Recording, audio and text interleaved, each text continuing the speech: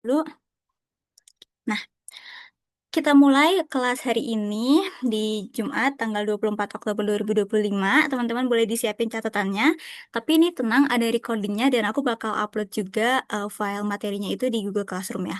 Mungkin ada di sini beberapa teman-teman yang udah pernah tahu atau pernah dapat materi ini, tapi ada beberapa juga yang mungkin bisa dibilang masih baru gitu ya materinya. Tapi nggak apa-apa kalau buat teman-teman yang masih baru tahu itu tetap bisa ngejar kok karena ini bisa dibilang bisa kok dipahami dengan baik kalau misalnya teman-teman emang benar-benar niat mau belajar gitu. Kita akan bahas tentang konsep dasar ilmu ekonomi dan juga masalah ekonomi.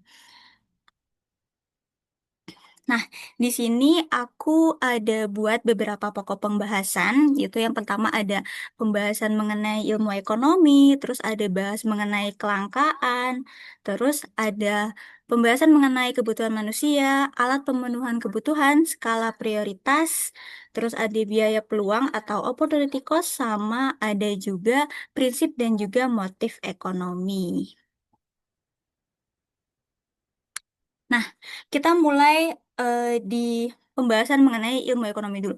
Mungkin teman-teman di sini ada yang kayak, kenapa sih tema PPT-nya itu kayak map-map kan kayak geografi gitu ya. Nah, ini sebenarnya aku punya filosofi sendiri guys. Jadi, aku tuh mau teman-teman tuh kayak menjelajah gitu loh lewat peta-peta yang aku buat ini atau tema PPT-nya ini. Jadi nanti kayak teman-teman seolah-olah lagi menjelajah dari pulau satu ke pulau lainnya. Nah, pulau-pulaunya itu nama materi yang aku buat. Di sini kita akan bahas dulu mengenai ilmu ekonomi itu sebenarnya apa sih gitu. Nah, menurut asal kata ekonomi berasal dari bahasa Yunani yaitu oikos dan juga nomos. Oikos itu artinya rumah tangga atau keluarga dan nomos itu artinya aturan, peraturan atau hukum. Sehingga istilah ekonomi itu berarti mengatur rumah tangga atau keluarga.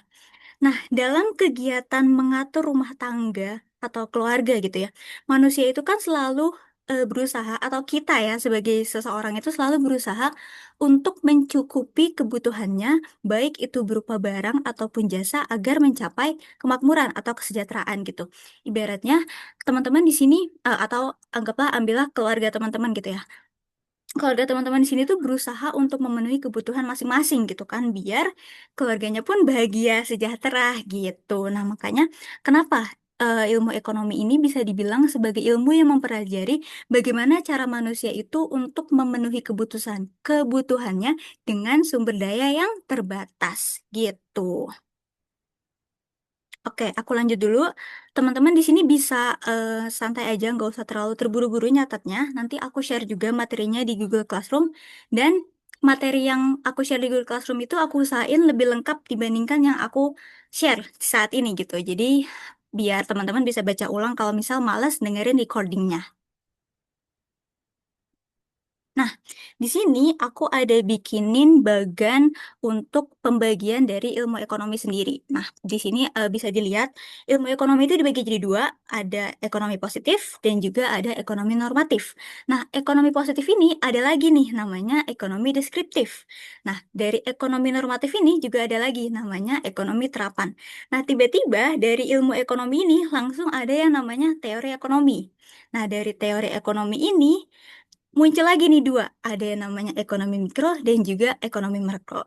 Nah, mungkin teman-teman di sini agak bingung, kenapa tiba-tiba ilmu ekonomi ini langsung menjurus ke arah teori ekonomi ini. Nah, ini bakal aku jelasin di slide selanjutnya. Pemaparannya satu persatu itu dan kaitannya itu seperti apa. Oke. Jadi, untuk ekonomi positif itu adalah ilmu ekonomi yang membahas fakta ekonomi sebagaimana adanya atau objektif gitu ya. Nah, jadi lebih ke misalnya kalau misalnya harga suatu barang itu naik, maka permintaannya itu akan turun karena harganya mahal gitu kan. Nah, di dalam ekonomi positif ini ternyata ada cabang lagi nih yang namanya itu ekonomi deskriptif. Kenapa bisa ada cabang lagi? Kan tadi kalau misal di ekonomi positif itu kita membahas fakta ekonomi sebagaimana adanya gitu kan, objektif ya. Nah, di ekonomi deskriptif ini kita menggambarkan fakta ekonominya itu berdasarkan data yang ada atau nyata gitu. Jadi ada data laporannya, ada statistiknya, ada grafiknya, ada bukti nyatanya gitu. Nah, di bagian selanjutnya yang kalau teman-teman ingat itu ada di bawah ini ekonomi normatif, itu ada lagi ke ekonomi terapan. Nah, ekonomi normatif ini adalah ilmu ekonomi yang membahas apa yang seharusnya dilakukan. Jadi, what should be lebih memfokuskan apa sih yang sebenarnya harus dilakukan. Lain halnya dengan ekonomi positif yang cenderung objektif, kalau normatif ini cenderung subjektif. Nah, di cabang selanjutnya itu ada yang namanya ekonomi terapan. Ini maksudnya adalah menerapkan ilmu ekonomi yang menerapkan teori untuk memecahkan masalah nyata. Itu misalnya ada pembangunan, terus ada perbankan, ada publik, dan juga ada syariah. Contohnya kalau ekonomi normatif tuh mungkin yang lebih enak buat dipahami tuh kayak gara-gara kan sekarang teman-teman tahu ya mungkin pajak tuh naik-naiknya. Nah, mungkin em, contohnya itu kayak pemerintah tuh seharusnya menurunkan pajak. Ada kata-kata seharusnya gitu. Nah, di antara dua cabang itu tiba-tiba dari cabang ilmu ekonomi itu langsung menjurus ke arah cabang yang namanya teori ekonomi. Nah, kenapa bisa kayak gitu? Kalau tadi aku kan udah ngejelasin ya, ekonomi positif itu membahas fakta ekonomi sebagaimana adanya gitu kan. Yang ada ya begitu gitu. Kalau misalnya ekonomi normatif itu membahas apa yang seharusnya terjadi. Nah, teori ekonomi ini kalau misalnya teman-teman tahu, teori itu kan lebih ke arah materi gitu ya, atau apa sih yang seharusnya dipelajarin kerangkanya teman-teman belajar apa sih ya teori gitu kan. Nah, teori ini itu menjelaskan hubungan sebab akibat dari adanya si ekonomi positif dan juga ekonomi normatif ini. Makanya muncullah ada dua teori.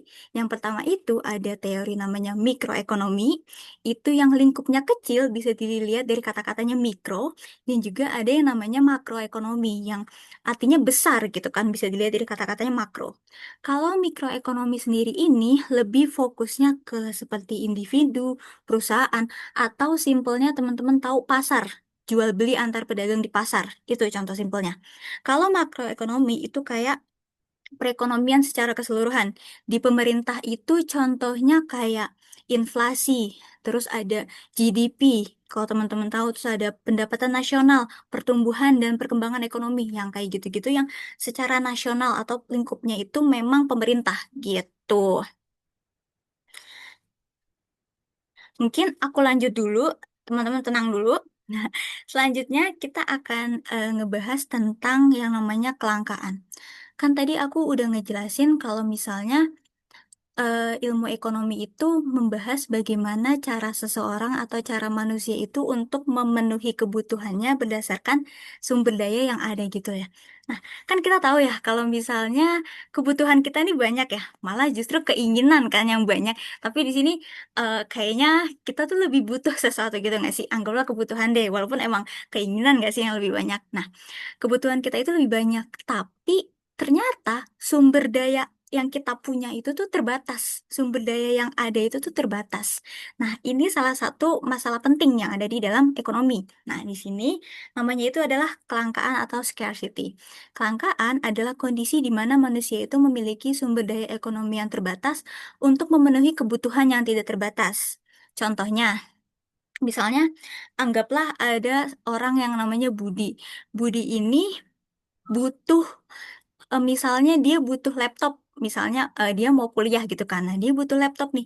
Tapi karena mungkin ya dia tidak bekerja atau misalnya dia belum punya penghasilan sendiri gitu kan, terus ternyata dari keluarganya pun belum provide untuk itu. Nah, itu kan berarti sumber daya terbatas gitu kan. Jadi, tapi dia butuh nih, tapi sumber daya terbatas. Jadi di sini gampangnya adalah teman-teman bisa ingat kebutuhannya itu unlimited atau tidak terbatas, tapi sumber dayanya itu limited atau terbatas. Simpelnya kayak gitu.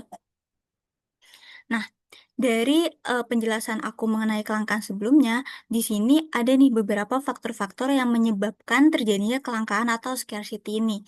Yang pertama itu adalah perbedaan letak geografis. Maksudnya di sini adalah sumber daya yang ada itu tuh tidak merata gitu di setiap wilayah atau di antar wilayah. Ini juga pasti teman-teman pernah ngalamin kayak misalnya teman-teman yang ada di wilayah wilayah tertentu, misalnya gimana ya kalau aku ngalamin banget itu kalau di daerah-daerah Depok deh misalnya, aku kurang tahu ya sebenarnya realitanya itu kayak gimana. Kalau di Jakarta itu kan transportasinya banyak ya, ada TJ dan lain-lain sebagainya. Tapi kalau di Depok sendiri itu mungkin ada beberapa yang belum bisa kegapai gitu untuk transportasinya. Tapi kalau di Jakarta tuh udah lumayan banyak karena udah ada Jaklingko, ada angkotnya kayak gitu-gitu.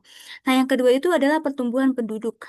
Nah, pertumbuhan penduduk ini kan semakin banyak penduduk, maka semakin banyak juga seseorang yang apa ya butuh akan sesuatu gitu kan. Tapi sumber dayanya terbatas. Jadi em, kebutuhannya itu makin naik karena orangnya makin naik, tapi sumber dayanya itu tetap gitu kan. Tapi penduduknya makin naik gitu. Jadi emang itu juga jadi salah satu faktor penyebab kelangkaan.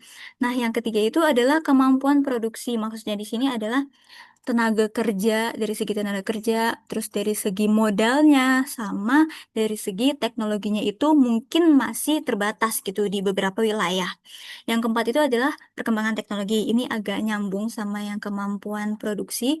Kalau perkembangan teknologi ini juga lebih ke arah mungkin contohnya, kalau di wilayah Indonesia sendiri, ada beberapa wilayah yang emang kayaknya kurang terjangkau gitu kan. Jadi, em, perkembangan teknologinya itu belum sebagus beberapa kota yang emang ada di ibu kota gitu. Makanya itu juga menjadi salah satu penyebab adanya kelangkaan.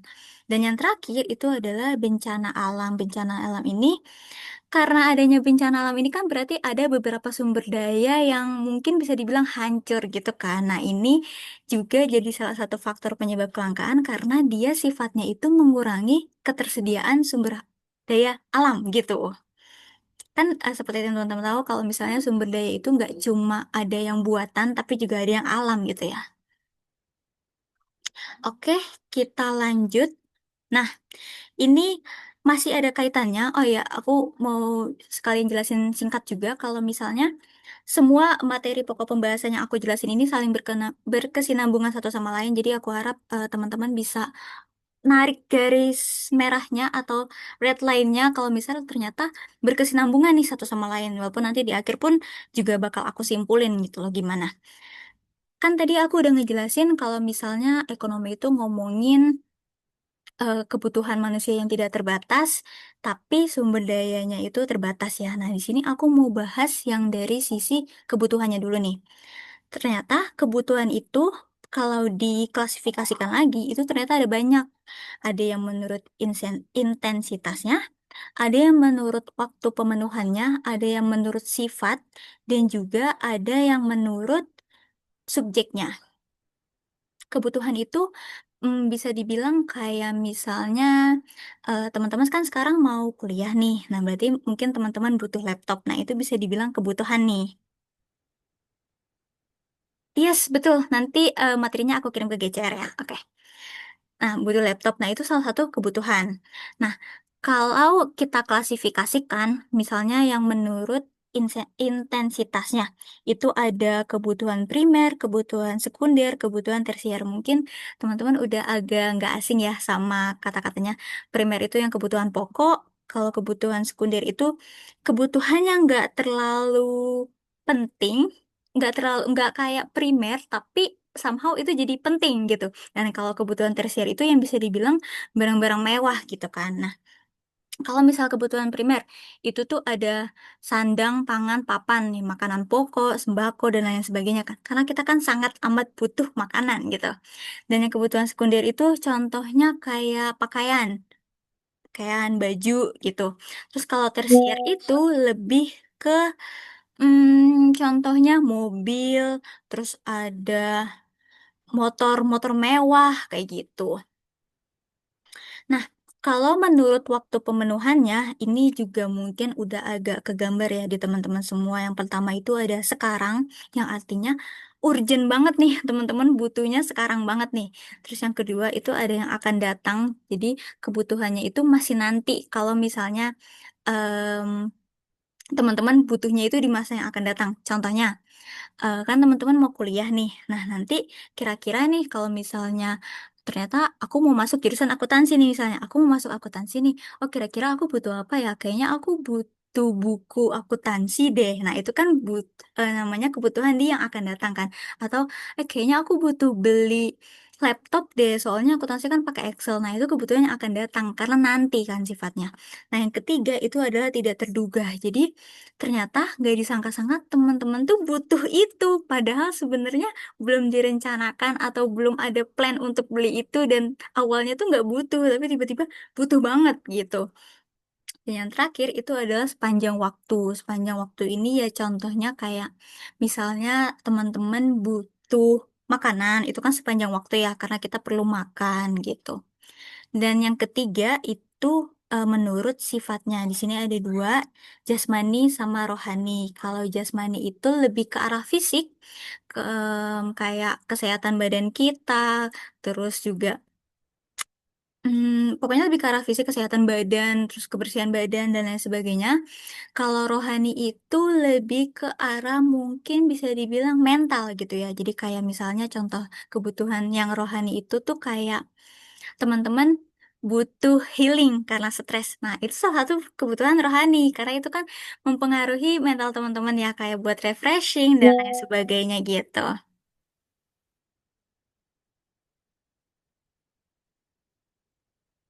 Oke, aku eh, izin sekalian jawab ini pertanyaan ada di chat mumpung masih dibahas. Bedanya kebutuhan sekarang dan tidak terduga itu gimana Kak? Mungkin bisa dikasih contohnya. Misalnya, kalau dari yang aku tahu ya, misalnya kebutuhan sekarang ini, contohnya aku nih sekarang, aku kan mahasiswa akuntansi nih. Nah, sekarang aku lagi ngerasa butuh kalkulator baru. Gara-gara kalkulator aku tuh, aku ngerasa ngitungnya kurang cepet. Nah, itu tuh kebutuhan sekarang karena aku emang butuhnya sekarang gitu kan. Kayak aku butuh banget sekarang karena aku ngerasa ngitungnya lama kalau pakai kalkulator aku yang sebelumnya. Nah, kalau kebutuhan tidak terduga itu menurut aku yang kayak awalnya nih aku ngerasa nggak butuh, tapi tiba-tiba karena kondisi tertentu atau situasi tertentu itu harus dibutuhkan. Misalnya, waktu itu misalnya contoh ini case-nya aku juga, pas itu aku pernah ngalamin kecelakaan. Nah, kan sebelum kecelakaan itu aku nggak butuh yang namanya Hansaplast atau Salon Pas gitu ya. Tapi tiba-tiba aku jatuh. Terus aku butuh Hansaplast atau Salon Pas itu kan. Nah, itu kan tidak terduga ya karena tiba-tiba aku kecelakaan. Gitu sih. Mungkin nangkep gak ya contohnya? Oke, oke, oke. Makasih juga ya. Nah, selanjutnya itu kebutuhan yang menurut subjeknya. Ini ada individu, ada umum. Kalau individu kan lebih ke diri kita sendiri. Kalau umum itu mungkin untuk lebih luas gitu ya, kompleks konteksnya kayak misal kebutuhan untuk organisasi, kebutuhan untuk masyarakat, perusahaan, dan lain sebagainya. Sebenarnya di sini sesimpel teman-teman paham kalau misalnya kebutuhan itu ya yang memang kita butuhkan yang ada di sekitar kita aja gitu. Nah, ini pengklasifikasiannya memang ada banyak, tapi mungkin teman-teman bisa paham konsepnya aja kebutuhan itu seperti apa. Jadi insya Allah kalau misalnya nggak hafal menurut klasifikasiannya ini juga aman gitu. Nah, lanjut. Setelah tadi kita bahas mengenai kebutuhan itu ada apa aja, kita akan bahas alat pemenuhan kebutuhan. Nah, alat pemenuhan kebutuhan ini dibagi jadi dua. Ada yang melalui barang yang berwujud dan bisa dilihat atau dirasakan. Dan yang kedua itu melalui jasa yang wujudnya itu tidak bisa dilihat tapi manfaatnya terasa. Kalau misalnya barang itu contohnya kayak motor, teman-teman bisa pakai buat transportasi pergi-pergi kemana aja. Terus ada mobil gitu-gitu. Terus kalau misalnya jasa, itu misalnya dokter, itu kan jasa ya, mereka ngasih jasa berupa pengobatan. Terus ada juga guru, itu mereka ngasih ilmu gitu kan ke teman-teman.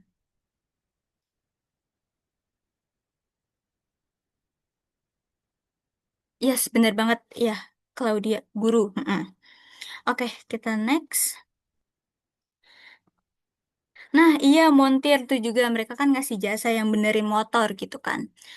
Nah, lanjut itu setelah teman-teman tahu kalau misalnya kebutuhan itu ada banyak, tapi kan sumber dayanya terbatas nih. Nah, di sini perlu yang namanya skala prioritas. Jadi teman-teman perlu ngatur sekiranya mana sih yang emang harus diprioritasin, mana sih yang boleh nanti aja dulu deh kayak gitu. Nah, di sini definisinya skala prioritas adalah urutan kebutuhan yang disusun berdasarkan tingkat kepentingan dan juga urgensi. Urgensi itu butuh seberapa cepat kita butuhnya. Terus, skala prioritas itu membantu individu atau organisasi memutuskan mana kebutuhan yang harus dipenuhi terlebih dahulu dengan sumber daya yang tersedia. Nah, di sini ada beberapa langkah untuk cara menyusun skala prioritas kebutuhan. Yang pertama, kita bisa list dulu nih semua kebutuhan yang ada. Kira-kira kita butuhnya apa aja sih buat sekarang atau buat nanti gitu. Terus yang kedua, kita menyusun urutan kebutuhan itu berdasarkan tingkat kepentingannya. Kayak misal tadi aku ternyata aku butuh kalkulator ini sekarang kan. Tapi setelah dipikir-pikir, aku kan masih punya yang lama nih gitu. Jadi makanya perlu di list dulu karena mungkin aja sebenarnya barang yang udah ada itu masih bisa dipakai gitu kan. Nah, yang ketiga, membuat catatan kebutuhan alokasi dana yang ada. Ini penting banget atau teman-teman juga bisa tahu itu yang namanya budgeting gitu ya. Jadi, kira-kira buat barang ini itu butuh berapa sih harganya? Kira-kira buat jasa ini itu cost-nya tuh berapa sih? Biayanya berapa yang dibutuhkan? Yang keempat itu memilih kebutuhan yang paling memberi, aduh ini maaf agak typo, memberi manfaat secara optimal dari catatan yang ada. Kira-kira dari semua kebutuhan itu, mana sih yang manfaatnya itu paling maksimal aku rasain, yang paling banyak bakal aku rasain gitu. Nah, itu pasti teman-teman bisa kok mempertimbangkan kalau misalnya udah terjun langsung atau udah ngelihat langsung kebutuhannya itu seperti apa gitu kan. Dan yang terakhir itu adalah memenuhi semua kebutuhan sesuai daftar yang telah ditentukan. Nah, ini nanti setelah semua-muanya teman-teman bisa mulai memenuhi sebuah kebutuhan sesuai daftar yang telah teman buat sebelumnya. Dan juga itu tentu ada catatan untuk alokasi dananya itu berapa gitu.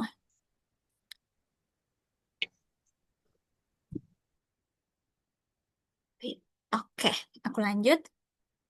Nah, ini pembahasannya agak mulai seru dan deep dan agak deep sedikit ya.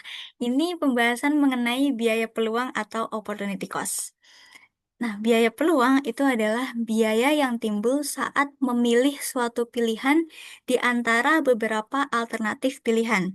Biaya peluang itu tidak hanya berbentuk uang, tapi biaya peluang itu juga dapat berupa waktu, kesempatan, kesenangan, atau keuntungan yang dihasilkan pada masa depan. Ini maaf agak typo juga harusnya berbentuk. Contohnya apa sih? Mungkin di sini teman-teman agak belum kebayang dan kenapa tiba-tiba bahasnya ke biaya peluang padahal sebelumnya kita bahas ke kelangkaan, kebutuhan, terus ada alat pemenuhan kebutuhan itu apa aja, skala prioritas. Karena gini, ekonomi itu tadi aku udah mention berkali-kali ngomongin tentang bagaimana cara seseorang memenuhi kebutuhan yang tidak terbatas dengan sumber daya yang terbatas gitu ya. Nah, untuk bisa memenuhi kebutuhan yang tidak terbatas dengan sumber daya yang terbatas, kebutuhan yang tidak terbatas dengan sumber daya yang terbatas itu, teman-teman akan dihadapkan dengan pilihan. Jadi nggak jauh-jauh dari yang namanya memilih gitu. Harus milih A atau B, atau harus milih A, B, atau C gitu. Jadi teman-teman pada akhirnya itu akan dihadapkan dengan pilihan. Nah, contohnya kayak gini, untuk biaya peluang atau opportunity cost. Nih, contohnya, Irfan adalah siswa SMK kelas 12.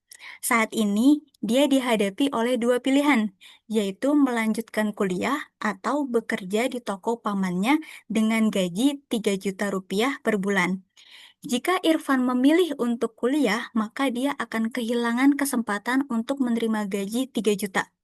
Nah, kesempatan bekerja itulah yang disebut biaya peluang karena kesempatan tersebut akan hilang karena Irfan memilih pilihan yang lain yaitu melanjutkan kuliah. Simpelnya gini, ada dua pilihan, pilihan A sama pilihan B. Nah, teman-teman milih pilihan B. Pilihan A ini disebut dengan biaya peluang atau opportunity cost. Jadi, pilihan atau kesempatan yang hilang karena teman-teman pilih pilihan yang lain. Gitu. Kebayang nggak konsepnya? Sejauh ini nangkep nggak? Soalnya jujur ini agak-agak bikin bingung kadang. Oke, aman ya. Oke, oke, oke. Bagus, bagus, bagus. Keren, keren, keren, Pol. emang kalian semua keren, gacor, pinter-pinter semua emang keren. Kayak gitu. Jadi simpelnya teman-teman bisa ingat-ingat kayak gitu konsepnya tuh emang harus dapat gitu di biaya peluang ini karena jujur biaya peluang ini tuh agak kompleks kalau misalnya em, soalnya atau semua-muanya itu udah dimodifikasi gitu tuh agak kompleks dan agak bikin bingung gitu. Iya betul, betul kata Arif nih, agak tricky. Bener banget. Aku aja yang masih kuliah tuh kayak berusaha, gitu. Karena beda gitu loh sama yang aku pelajari di SMA, tapi ternyata pas kuliah tuh lebih deep lagi gitu. Oke, aku lanjut dulu. Nah, setelah kita bahas tadi ya, kalau misalnya ada kelangkaan, terus ada kebutuhan, skala prioritas, biaya peluang. Nah, kita masuk ke udah mau mepet-mepet selesai gitu. Ini namanya prinsip ekonomi. Setelah tadi aku jelasin semuanya, sebenarnya intinya tuh apa sih ekonomi ini? Nah, prinsip ekonomi ini yang gampang ya teman-teman ingat itu adalah pengorbanan yang sekecil-kecilnya untuk memperoleh hasil tertentu atau dengan pengorbanan tertentu untuk memperoleh hasil yang sebesar-besarnya. Misalnya gini, ini aku sekalian tanya juga ya ke teman-teman. Ada dua toko, toko A dan juga toko B.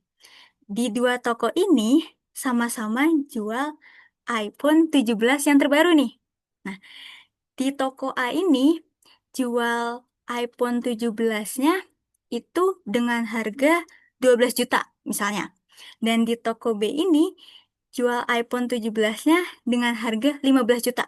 Padahal ini sama dua-duanya, sama-sama iPhone 17 yang terbaru, cuma harganya beda. Yang satu 12 juta, yang satu 17 juta. Teman-teman bakal milih yang mana? Toko A.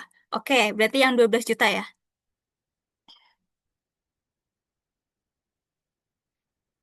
Iya kan? Nah, ini salah satu contoh kalau misalnya teman-teman itu sudah menggunakan prinsip ekonomi. Karena teman-teman milih yang biaya yang paling kecil untuk mendapatkan hasil yang sebesar-besarnya. Harganya cuma 12 juta, tapi teman-teman udah bisa dapat iPhone 17 yang terbaru. Dibandingkan teman-teman ngeluarin uang sebesar 15 juta untuk dapetin iPhone 17 dengan spek yang sama. Gitu. Nah, di sini aku juga ngejelasin ciri-ciri perilaku seseorang yang menggunakan prinsip ekonomi. Yang pertama itu bersikap hemat. Tadi itu milih yang 12 juta dibandingkannya 15 juta. Selisihnya emang 3 juta ya. Mungkin kalau orang kaya kayak, 3 juta doang. Tapi kan menurut kita kalau mendang-mending, 3 juta mah lumayan banget gitu kan ya. Material banget gitu. Asal nggak DC. Aduh, aku ngerti lagi. Terus habis itu yang kedua, menentukan skala prioritas. Nah, ini tadi juga udah kita bahas kan, kayak kebutuhannya itu sebenarnya apa sih yang kita butuhkan. Nah, yang ketiga, bertindak secara rasional dan juga ekonomis. Nah, ini yang teman-teman lakukan tadi. Teman-teman itu rasional, bisa berpikir dengan spek yang sama, ngapain juga milih yang 15 juta lebih mahal gitu kan. Mending milih yang lebih murah, 12 juta. Kayak gitu, itu namanya rasional dan juga ekonomis. Nah, yang keempat itu bertindak dengan prinsip cost and benefit. Prinsip cost dan and benefit ini sama prinsip ekonomi ini. Jadi, benefitnya itu harus lebih besar dibandingkan cost-nya. Kalau kan tadi cost-nya itu kan dalam arti di sini konteksnya itu biaya ya. Biayanya kecil, lebih kecil dibandingkan hasil yang didapatkannya gitu. Kalau tadi cost-nya itu kan harga si iPhone-nya yang sebesar 12 juta ini, benefitnya ya si iPhone 17 terbaru ini gitu. Oke, kita lanjut. Nah, ini ada mengenai motif ekonomi. Nah, di sini setelah teman-teman tahu prinsip ekonomi itu apa, motif ekonomi itu juga perlu kita ketahui sebagai dasar gitu untuk pemahaman lebih lanjutnya lagi. Motif ekonomi adalah gejala sesuatu yang mendorong manusia untuk melakukan tindakan ekonomi. Jadi, beberapa hal yang mendorong seseorang itu untuk memenuhi kebutuhannya gitu kan. Kalau ngomongin ekonomi itu lebih ke arah memenuhi kebutuhan gitu kan. Nah, tindakan atau motif ekonomi seseorang itu biasanya bisa berupa yang pertama, motif untuk mencari keuntungan atau kemakmuran. Terus yang kedua, motif untuk mencapai kekuasaan. Yang ketiga, motif untuk mencapai penghargaan. Dan yang keempat itu motif untuk melakukan kegiatan sosial. Misalnya di sini untuk mencari keuntungan. Teman-teman itu jualan, entah itu bisa jualan makanan, minuman, jualan baju, dan lain sebagainya. Itu kan untuk mencari laba ya atau keuntungan. Dan nanti pun teman-teman bakal mencapai kemakmuran gitu at the end atau kesejahteraan gitu kan. Karena kan seneng ya dapat keuntungan, dapat uang tambahan gitu. Yang kedua, motif untuk mencapai kekuasaan. Maksudnya di sini kekuasaannya itu jangan dianggap yang kayak kekuasaan jabatan di pemerintahan atau gimana-gimana ya, sesimpel kayak kekuasaan. Teman-teman melakukan sesuatu untuk memenuhi kebutuhan, misalnya em, teman-teman mau jadi ketua OSIS nih. Nah, teman-teman harus kayak melakukan tindakan ekonomi, misalnya dengan membangun personal branding ke teman-teman yang lain, ngasih citra yang baik. Nah, itu kan untuk bisa mencapai kekuasaannya. Secara nggak langsung itu tuh tindakan ekonomi karena teman-teman ngelakuin itu untuk memenuhi kebutuhannya gitu loh. Nah, yang ketiga itu motif untuk mencapai penghargaan. Penghargaan ini ya sesimpel kayak teman-teman belajar. Itu kan juga melakukan tindakan ekonomi ya, karena untuk kebutuhan. Dan nanti outputnya atau hasilnya itu teman-teman jadi pinter, jadi bisa ngerjain soal, dan lain sebagainya. Nah, ini motif untuk melakukan kegiatan sosial. Kegiatan sosialnya itu yang kayak contohnya relawan di sekitar rumah, misalnya bersih-bersih, kerja bakti, itu juga termasuk dalam tindakan atau motif ekonomi dari seseorang. Nah, ini sebenarnya udah ada di penghujung pemaparan materi aku karena kita akan lebih banyak di sesi tanya jawab aja biar teman-teman bisa lebih apa ya, kalau dengerin pertanyaan dari yang lain mungkin ada yang ngerasa oh iya aku juga pengen nanyain ini atau gimana gitu. Kita lanjut dulu. Nah, ini aku ada mini quiz berdasarkan materi yang udah aku jelasin sebelumnya. Aku bacain dulu. Dina baru saja lulus dari SMK dan memiliki dua pilihan, yaitu bekerja di perusahaan dengan gaji 4 juta per bulan atau melanjutkan kuliah di universitas favoritnya. Jika Dina memilih untuk melanjutkan kuliah, maka ia tidak dapat menerima gaji dari pekerjaan tersebut. Berdasarkan ilustrasi ini, biaya peluang yang dihadapi Dina adalah... Ada yang bisa jawab? Oh my God, sudah rame sekali di chat. Banyakan yang jawab D ya. D itu pilihannya gaji 4 juta per bulan yang tidak diperoleh karena memilih kuliah. Wow, wow, wow, ramai-ramai banget. Oke, kita cek dulu bener apa salah. Kalau misalnya bener berarti teman-teman udah paham banget konsepnya, udah nangkep banget. Yeay, bener. Yeay. Ya, bener ya.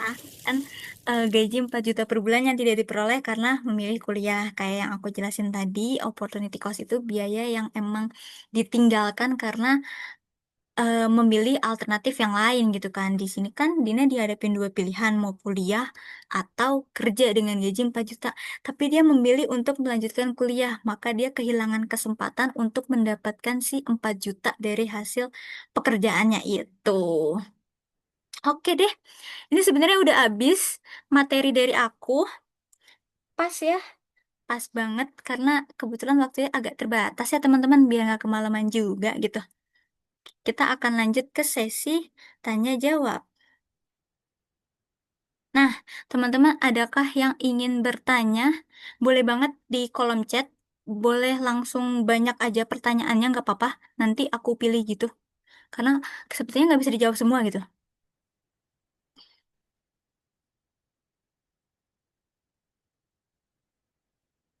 Oke, ini ada satu orang yang nanya ke aku. Pertanyaannya gini, semisal dalam soal nanti dikasih beberapa peristiwa yang harus dibuat prioritasnya, Kak. Terkadang peristiwa yang diberikan itu kadang sudah dipikirkan mana yang harus diprioritaskan duluan. Ada triknya nggak, Kak? Nah, kalau ini sebenarnya menurut aku pribadi itu kadang kan kalau soal itu emang sengaja dibuat agak tricky gitu ya biar teman-teman bisa mikir lebih lebih lebih apa ya lebih kritis gitu kan.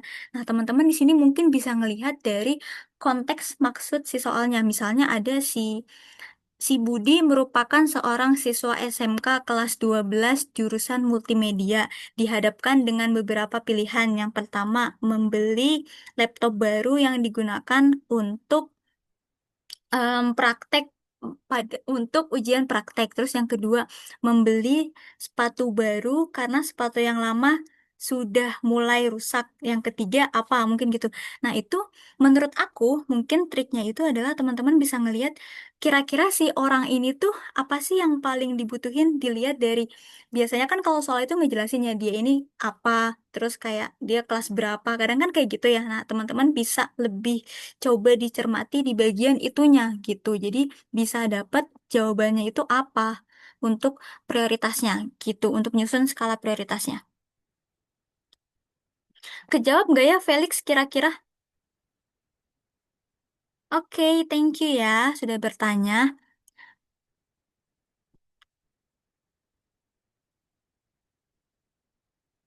Oke, ini ada satu lagi yang nanya ke aku. Contoh makroekonomi Kak masih suka bingung. Nah, ini sebenarnya bakal aku juga aku juga kalau nggak salah yang ngejelasin aku agak lupa. Makroekonomi itu lebih ke membahas ke arah lingkupnya itu nasional, teman-teman, atau pemerintahan secara keseluruhan gitu. Jadi, misalnya makroekonomi itu kan sebenarnya kalau teman-teman kulik lagi itu tuh ada banyak banget yang dibahas dan aku ambil salah satu contoh itu ada yang namanya GDP kalau nggak salah itu Gross Domestic Profit kalau nggak salah ya aku agak-agak lupa. Terus itu tuh ngebahas tentang gimana pertumbuhan ekonomi di dalam negara kita atau lokal atau domestik gitu. Nah terus ada juga yang namanya pendapatan nasional itu teman-teman ngelihat pendapatan secara rata-rata di suatu pemerintahan atau suatu negara itu berapa. Terus ada juga yang namanya, oh simpelnya ini, APBN sama APBD. APBN itu kan anggaran pendapatan belanja negara ya. Nah itu kan lingkupnya nasional gitu ya, pemerintah. Nah itu bahasnya di makroekonomi. Terus ada juga APBD, anggaran pendapatan belanja daerah itu masuknya itu juga ke makroekonomi karena lingkupnya itu sebenarnya memang bukan nasional ya, tapi itu cukup besar gitu lingkupnya nggak cuma sekecil kayak perusahaan atau pasar gitu kan atau individu gitu. Sama paling mungkin em, masuk masuknya itu kayak apalagi ya inflasi, inflasi itu juga masuk itu masuknya ke makroekonomi. Wait, aku jawab pertanyaan dari Eka dulu. Jadi perusahaan bersatu sama Paragon itu masuknya ke makroekonomika. Nah, ini sependek pengetahuan aku, nanti mungkin aku bakal ngelakuin research lagi untuk jawab pertanyaan teman-teman. Kalau menurut aku pribadi, kalau misalnya lingkupnya perusahaan itu masuknya ke mikro menurut aku. Karena mungkin teman-teman ada yang udah pernah tahu juga ya kalau misalnya mikroekonomi itu kan ada hubungannya sama permintaan penawaran. Ini materi yang bakal teman-teman bahas minggu depan bareng Kak Gio. Permintaan penawaran itu kan lingkupnya nggak cuma ada di pasar aja ya, tapi juga ada lingkupnya di perusahaan. Sebenarnya di pemerintahan pun ada gitu ya. Cuman kalau pemerintahan itu kan memang lebih besar lagi secara nasional gitu kan. Nah, kalau perusahaan itu kan lebih ke arah ngeliat gimana sih permintaan dan penawaran di pasar itu seperti apa gitu kalau yang aku tangkap ya. Mungkin nanti aku bakal ngasih penjelasan lebih rincinya lagi di grup. Nanti aku akan jawab biar mungkin teman-teman bisa lebih kebayang gitu loh. Sebenarnya yang makro itu seperti apa, mikro itu seperti apa. Ini pertanyaan dari Chelsea ada perbedaan ekonomi makro dan makro. Ekonomi makro dan mikro itu apakah aku masih bingung? Kalau sebenarnya yang aku pahami ya, kalau sejauh ini, karena mungkin teman-teman bisa lihat kalau makro tuh besar, kalau mikro tuh kecil.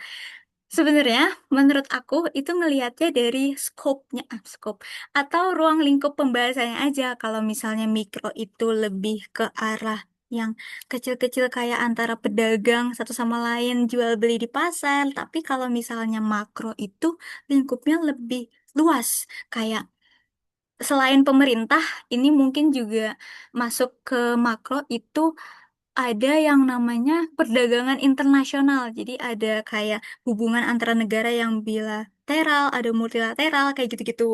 Sama pajak itu juga masuknya ke makroekonomi.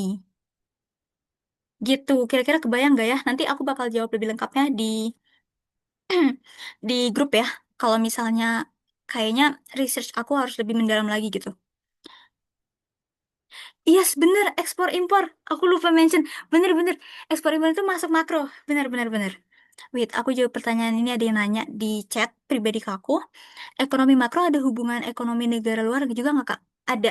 Betul, tadi aku udah sempat mention sedikit ya, perdagangan internasional itu juga masuk ke ekonomi makro. Karena kan ngelihat hubungan antara Indonesia, misalnya Indonesia dengan Singapura itu misalnya kan dua negara ya, berarti itu ada hubungan bilateral atau mungkin kalau misalnya Indonesia dengan negara Singapura, Kamboja, Vietnam itu berarti multilateral kayak gitu-gitu. Ada lagi teman-teman yang ingin bertanya?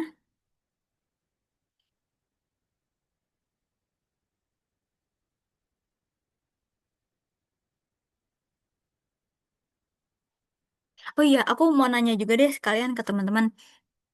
Teman-teman tuh suka PPT yang kayak singkat gitu, kayak yang tadi aku paparin ini, sedikit-sedikit aja poin-poinnya, atau PPT yang isinya tuh panjang banget penjelasannya lengkap gitu. Jadi semacam modul gitu. Teman-teman suka yang jadi nanti aku menyesuaikan gitu loh. Singkat. Aku kira lebih suka yang panjang ya. Jadi kayak modul gitu, teman-teman bisa baca. Hmm, ada yang singkat, ada yang panjang. Terus aku bikin dua gitu kah? Bagus yang gini kah lebih ke inti, oke. Ah iya bener sih kalau panjang itu emang agak males baca ya, singkat nanti kakak kembangkan lagi. Berarti panjang. Itu gimana? Panjang lebih lengkap. Iya bener. Aku juga sebenarnya aku rencananya mau ngasih yang panjang gitu. Jadi yang aku jelasin aku masukin semuanya ke PPT gitu. Tapi ini teman-teman maunya yang gimana nih gitu.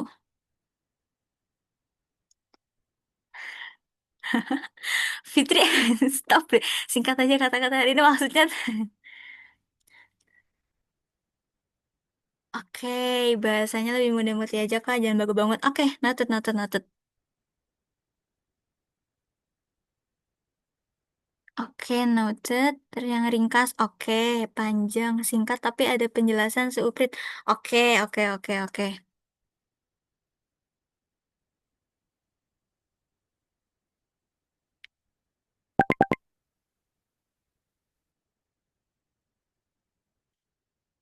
Oke, ini aku lihat kita masih ada waktu 15 menit. Nanti sisanya itu kita pakai buat dokumentasi sama absen ya. Ini ada salah satu teman kita yang nanya perbedaan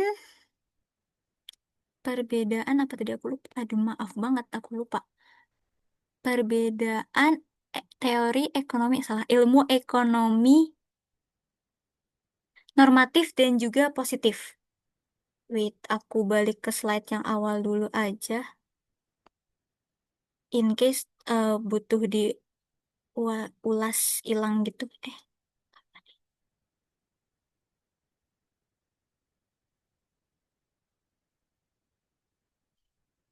Nah, ini di bagannya kan emang udah jelas beda gitu ya.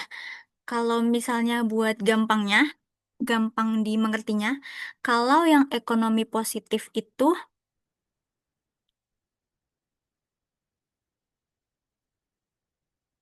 Kalau yang ekonomi positif itu lebih ke arah objektif, jadi ngeliat yang nyatanya itu seperti apa berdasarkan faktanya. Jadi ada datanya, terus ada statistiknya, ada grafiknya dan lain sebagainya. Pokoknya ada data yang mendukung si eh, il- mendukung penerapannya itu gitu. Nah, kalau yang normatif itu lebih ke subjektif. Jadi yang seharusnya itu yang gimana sih? Misalnya kayak aku sekarang dihadapkan oleh dua pilihan. Misalnya sekarang, aku nih haus sebenarnya, tapi aku dihadapkan dua pilihan nih, mau makan atau mau minum. Tapi aku milih makan.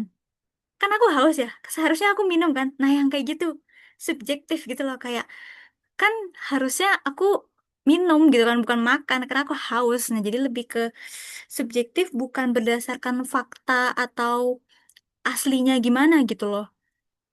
Nah, wait, aku masuk ke sininya. Nah, ini ekonomi positif itu membahas fakta ekonomi sebagaimana adanya atau objektif. Jadi kayak menjawab pertanyaan what is happening, apa yang terjadi sih sebenarnya. Nah, kalau ekonomi normatif itu membahas apa yang seharusnya atau subjektif. Jadi kayak lebih ke what should be, apa yang seharusnya terjadi, apa yang harusnya diterapkan gitu.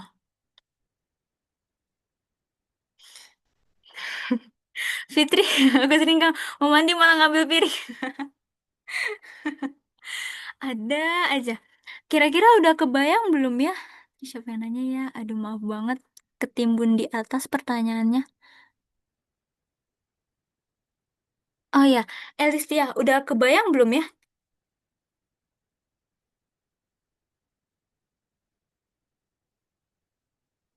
Kira-kira dari jawaban aku, kalau misalnya belum kebayang, nanti nggak apa, aku kasih penjelasan lebih rinci lagi. Wait, ini ada Tesalonika nanya. Ah, oke, sama-sama, El. Nanti ketemu dengan hitung-hitungan nggak, Kak? Ketemu, permintaan penawaran itu bukannya ada hitung-hitungannya ya sama keseimbangan pasar, itu ada perhitungannya. Terus juga nanti pendapatan nasional itu ada perhitungannya tipis-tipis. Terus nanti teman-teman bahas akuntansi itu ada hitung-hitungannya sudah pasti. Ketemu pasti. Ekonomi mah nggak jauh-jauh dari hitung-hitungan teman-teman. Maksudnya kayak ada lah tipis-tipis, gak cuma teori gitu. Kayaknya ada yang masalah lagi. Oh ya, ini dari Melani, Kak, kenapa pajak itu termasuk makroekonomi? Ini aku jawab sepengetahuan aku. Untuk pajak, kenapa sih masuknya ke makroekonomi kan? Mungkin kalau pajak itu bisa, kita pun aja kena pajak gitu kan secara nggak langsung kalau beli makanan itu tuh sebenarnya kita dikenakan pajak. Kita harusnya itu pajak restoran yang bayar, tapi kita yang bayar gitu kan. Nanti mungkin teman-teman bakal bisa dibahas lebih lanjut tuh sama Kak Gio kalau nggak salah tentang materi ini. Kenapa pajak itu masuk makroekonomi? Karena pajak itu tuh kan lingkupnya pemerintah ya teman-teman dan regulasinya atau kebijakannya, peraturannya itu pun ditetapkan oleh pemerintah gitu. Jadi memang skalanya atau skopnya itu memang sudah nasional gitu.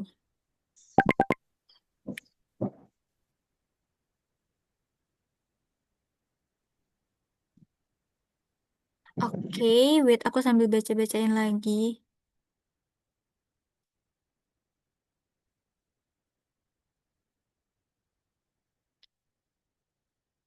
Wait, wait, ini ada yang nanya ke aku. Ada kemungkinan nggak sih Kak kalau intensitas yang tadi kebutuhan yang berdasarkan intensitas ada primer, sekunder, tersier tiap orang tuh beda-beda. Soalnya kadang laptop itu masuk kebutuhan primer, tapi ada yang masuk sekunder atau tersier. Bener banget, menurut aku juga begitu karena memang kebutuhan setiap orang itu beda-beda dan kondisi atau situasi setiap orang itu kan beda-beda ya. Teman-teman pun juga tahu. Makanya sebenarnya menurut aku itu memang ada kemungkinannya setiap orang itu akan berbeda-beda. Kalau misalnya case-nya teman-teman dapat soal nih kayak gitu. Nah, coba lebih dicermati lagi si soalnya itu. Soalnya itu tuh sebenarnya minta apa dan informasi yang di soalnya itu tuh seperti apa. Disesuaikan lagi aja gitu teman-teman. Banyak-banyakin latihan biar em, referensi-referensi soalnya tuh makin banyak.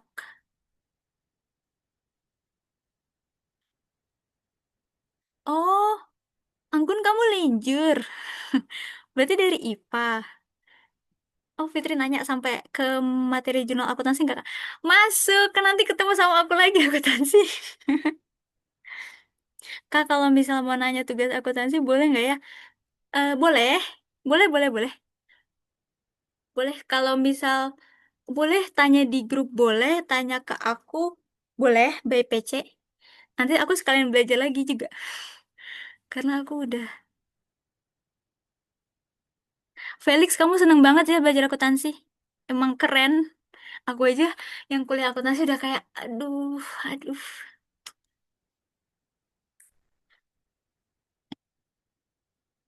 Pindah buku besar gitu ya, Kak. Em, Kayaknya untuk teman-teman akuntansi tidak akan sedip itu, jadi nggak akan bahas secara keseluruhan siklus dari mulai transaksi masuk ke jurnal, masuk ke buku besar. Enggak, teman-teman. Teman-teman coba bayangin 1 jam bahas kayak gitu, apakah cukup? Apakah tidak meledak itu kepala?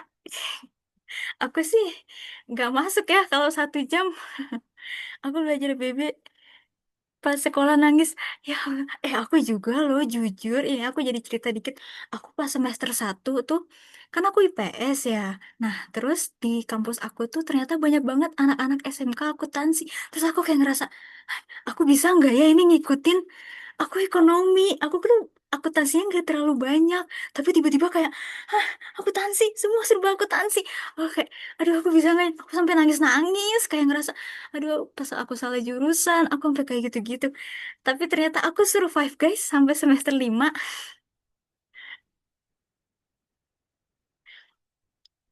Iya, aku juga pusing kalau nggak balance, aduh udah sakit, apa nggak bisa tidur. Aku dari Politeknik Negeri Jakarta, atau mungkin teman-teman taunya Poltek UI, karena memang ada di dalam UI. Oke guys, sambil ngobrol, aku izin sambil kirim absen ya. Teman-teman bisa sambil absen. Sebentar, aku kirim absennya dulu.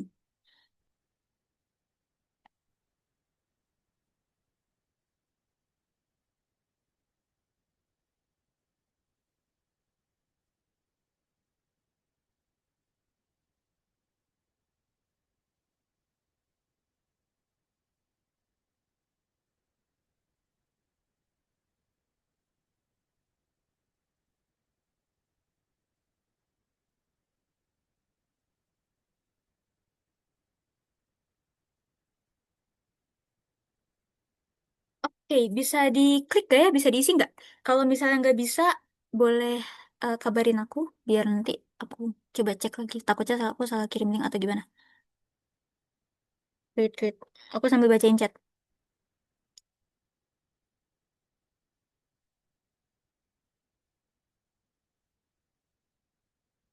Iya, dulu aku juga ngerjain tugasnya banyak guys, ekonomi. Apalagi yang pas aku udah dapetnya akuntansi itu tuh kayak hampir tiap hari aku udah tugas. Tugasnya itu suruh bikin akun, padahal pas SMA itu tuh aku nggak ngerti gitu loh. Kayak kenapa akunnya masuk ini, kenapa masuk di situ, kenapa angkanya segini, itu jadi aku nggak ngerti. Baru bener-bener ngerti banget itu tuh pas kuliah. Makanya aku, makanya itu mungkin juga faktor kenapa aku agak terseok-seok pas kuliah. Tapi alhamdulillah sekarang aman.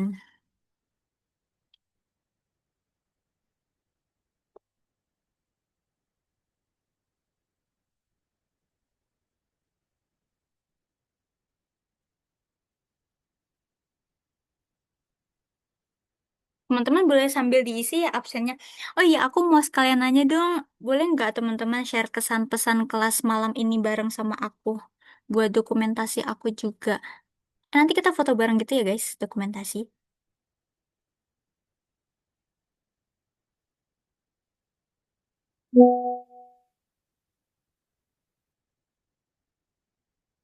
Seru Kak, Alhamdulillah mudah dipahami. Oh, makasih. Tapi penjelasan aku kecepatan gak ya guys? Ih, boleh banget ya, bebas, bebas ketik apapun itu. Boleh di chat yang seluruhnya atau ke aku doang juga nggak apa-apa.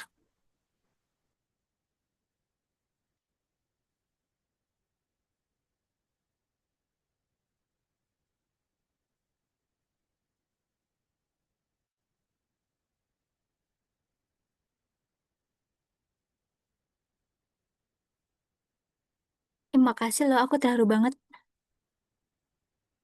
Nih, wait, aku jawab pertanyaan Felix. Kita masih ada 5 menit. Kak, semisal ada 3 biaya peluang, contohnya kayak investasi, invest A pengembaliannya 12%, B 11%, atau C 10%. Semisal dia milih investasi di A, A berarti 12%, berarti berarti costnya itu ngitung dari dua tempat investasi gitu. Nah, Felix ini aku pernah pernah ketemu lagi kayak gini. Tapi jujur maaf banget, aku lupa gimana cara jawabnya. Tapi aku pernah ketemu case kayak gitu. Maaf banget Felix, mungkin aku izin jawab. Aku keep dulu jawabannya. Nanti aku bakal bikin pembahasannya gitu. Ntar aku kirim ke grup atau Google Classroom ya. Kayaknya better aku bikin penjelasan lengkap gitu deh ya. Tenggat pengisian absennya kalau bisa malam ini ya teman-teman. Kalau misalnya emang kendala banget, boleh chat ke aku, nanti aku bantu kirim lewat chat gitu. Itu nggak apa-apa. Tapi disertakan bukti kalau teman-teman hadir di kelas malam ini ya, gitu.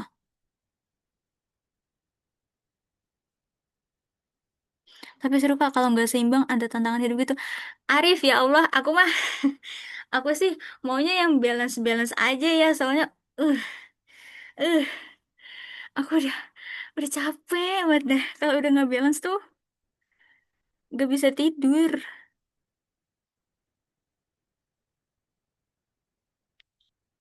Makasih banget tuh guys buat kesan-pesannya, aku terharu banget sebenarnya.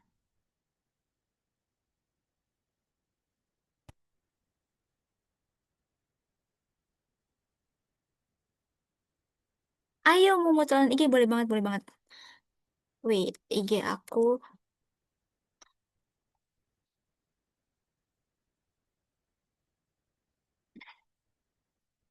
Iya, boleh di follow, nanti aku follow back.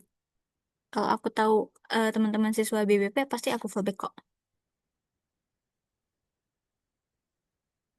Oke, sembari menunggu teman-teman ngisi absen, sepertinya kita harus mulai dokumentasi biar selesainya pas di jam 21.00. Dia nanti nggak kemalaman gitu. Kita dokumentasi dulu ya teman-teman, boleh on cam buat yang bisa on cam. Kalau misalnya nggak bisa on cam nggak apa-apa.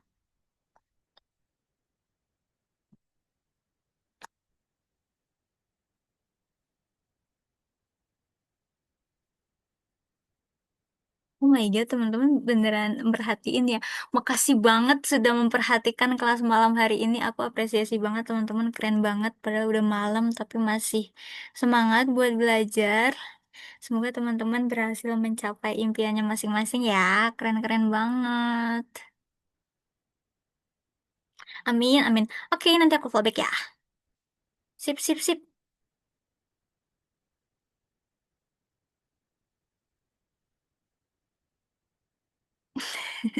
Iya, aku anggota Puan Bisa BTW.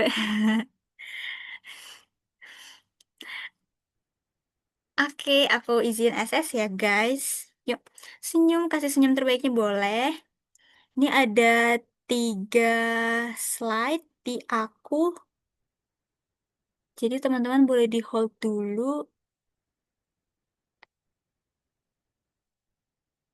Oke, aku mulai. 1, 2, 3. Oke, sekali lagi. Gayanya boleh bebas. Wait, wait. 1, 2, 3. Oke, slide kedua. Ya, boleh di hold dulu aja. Kalau misalnya teman-teman ada yang di slide kedua, gitu. Ya. 1, 2, 3. Oke, slide ketiga. Slide ketiga di aku nggak ada yang on cam, tapi it's okay. Sip, sudah aman. Pas banget. Makasih banyak teman-teman yang udah meluangkan waktunya untuk hadir di Zoom malam hari ini. Aku apresiasi banget. Di layar aku ini ada Arif, ada Fitri, ada Elistia, ada Siti Zara, ada aku mungkin apa nih, Chantal atau Catherine, ada Catherine, Catherine aja. Catherine, ada Shiva, ada Tias, ada Chelsea, Claudia, Anida, Nitya, Kayla, Deira. Ini aku manggilnya Ira atau apa? Oke. Terus ada Felix, ada Vicky, ada Fakih, ada Rahma, ada Anggun, Melani, Salsabila, Alzena. Oh my God, ramai. Ada Eka, terus ada Antika, ada Kayla. Banyak banget. Makasih banyak teman-teman udah hadir di kelas ekonomi hari ini. Semoga yang aku sampaikan itu bisa dipahami dan juga bisa bermanfaat buat teman-teman semua. Mungkin teman-teman yang udah dapat materinya bisa jadi review ulang buat yang baru dapat materinya, mungkin semoga penjelasan aku bisa dipahami dengan baik dan nggak kecepatan dan lain-lain sebagainya. Untuk PPT aku izin kirim besok, aman nggak? Atau ke teman-teman maunya malam hari ini? Aman? Oke, aku izin kirim besok. Untuk isinya aku usahain nggak terlalu panjang. biar teman-teman juga bisa memahami dengan baik. Recordingnya nanti aku upload di GCR juga. Makasih banyak teman-teman, boleh leave. Kalau mau stay juga nggak apa-apa, ngobrol sama aku juga boleh. Makasih banyak. Makasih, Makasih, Kak. Kak. Dadah. Selamat Makasih, istirahat, guys. Kak. Kak, ini berapa, Kak? Ih, malu banget. Makasih loh. Berarti aku izin pulang. Oke, dadah, dadah, dadah. Iya, benar. Mulainya jam 8 setiap Jumat. Malaman ya?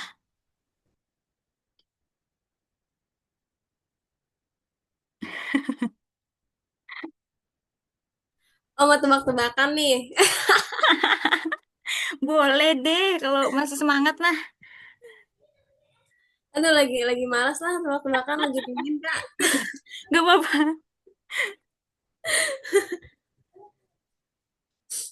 Apa ya? Ini deh. Beneran mau dimakan tuh. Ini, Kak, buat Kakak. Jawab ya, Kak. Apa persamaan kertas ujian sama Kakak? Apa? Kertas ujian. Kertas ujian kan susah. Aku susah. Sama-sama susah. Sama-sama susah dimengerti. Salah. Salah, bukan itu. Apa, Kak? Sama-sama menguji. Salah. Aku ngerasa. Apa dong? Aku Jawabannya, nggak tahu. jawabannya sama-sama diperjuangkan untuk masa depan. Apa itu? Itu sumpah. Bisa banget. Ya, masuk, masuk, masuk. Ini mah gombal, bukan tebak-tebakan ya? Iya lagi bener. Teman-teman boleh live ya. Kalau misal mau live nggak apa-apa banget, aman-aman. Atau mau ngasih mau ngobrol juga nggak apa-apa. Aku live ya, Kak. Dadah. Oke, dadah. Thank you.